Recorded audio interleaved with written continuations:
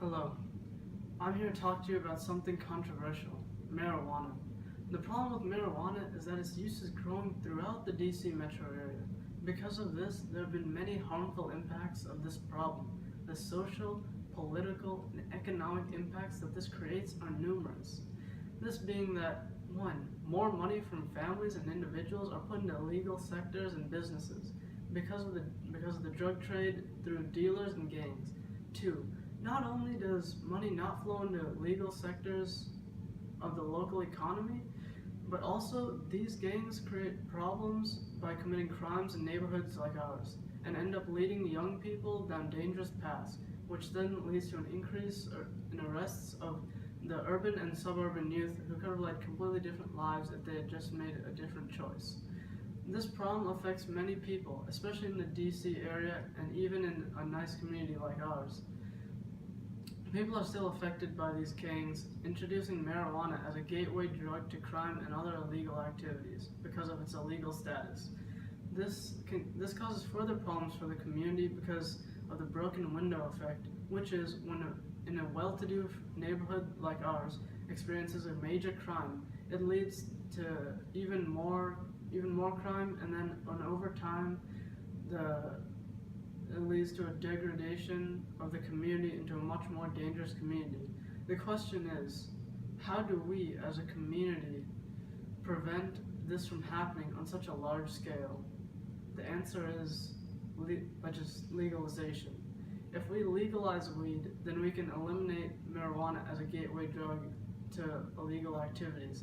This is because once it's legal, it won't be grouped with other much more dangerous illegal drugs like cocaine or methamphetamines.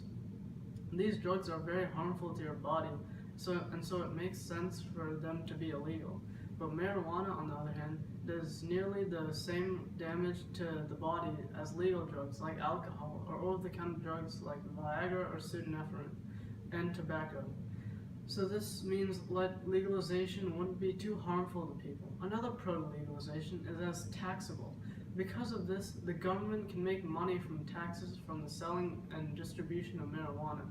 The money they gain from this can be used in public work projects that could help the community, especially the bad parts of DC, where the extra money could help the population living there and aid them in rising out of poverty. The way we can legalize weed is by gathering massive amounts of people and teaching people about the true nature of marijuana, and so that more people become educated about it. This will help people learn and understand what marijuana is about, and that it isn't as bad as most people think it is, and to get rid of the superstitions that people already have for it. In addition to this, what we can also do is start a letter campaign to our state legislators so that we can legalize marijuana and solve the current problems that are plaguing our community. Not to mention that there are medical uses for marijuana also. Medical marijuana is commonly used as a treatment for the symptoms of chemotherapy and is legal in almost half of America. There are many uses for marijuana in our society, but even considering all of the following, weed is still a much less dangerous drug than the other drugs that the government classifies weed with. Weed is classified as a Schedule 1 drug that's considered one of the most dangerous and addictive drugs on the market. The government classifies meth and heroin as a Schedule 2 drug, which means that they think that those drugs aren't as bad as weed, which shows that how uneducated the current government is about weed and marijuana. This is one of the reasons that we need a public program to educate the population about marijuana.